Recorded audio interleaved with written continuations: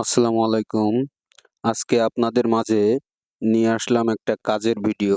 China থেকে Malaysia container এসেছে shipment হয়ে। এখন কন্টেইনারটা আমরা খুলবো। ওতে একটা লক থাকে, লকটা কাটলাম।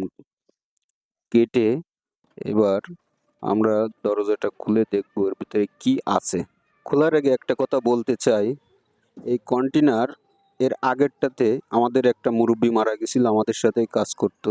আল্লাহ তাকে জান্নাত নসিব করুক। কন্টেইনারের ভিতরে সব গিলাস আসছে।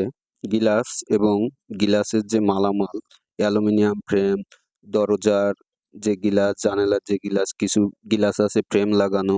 এই যেটা লাগানো হচ্ছে এটা ফ্রেম লাগানো। কিছু যে ব্যালকনির রেলিং আছে, রেলিং এর গিলাস।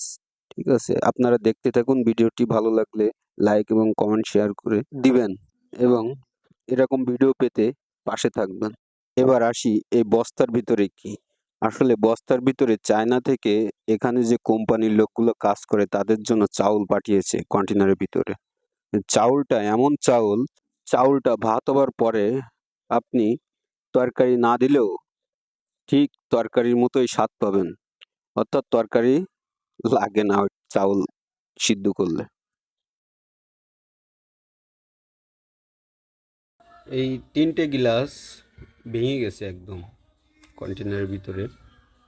আরও ভাঙা ছিল কিন্তু সেগুলো হয়তো আপনাদের দেখানো হয়নি। এবং যে মালগুলো লাগাইছি প্রজেক্টে 4 পার দিয়ে এভাবে সাজানো, একটা কন্টেইনার মাল 2 দিন 2 রাত লাগানো, তাহলে বোঝেন কতগুলো মাল হতে পারে।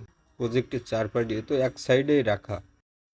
ভিডিওটি যদি আপনাদের ভালো লাগে লাইক কমেন্ট শেয়ার করে পাশে থাকবেন এবং আমার চ্যানেলটি অবশ্যই সাবস্ক্রাইব করবেন এরকম ভিডিও পেতে। ধন্যবাদ, সবাই ভালো থাকবেন।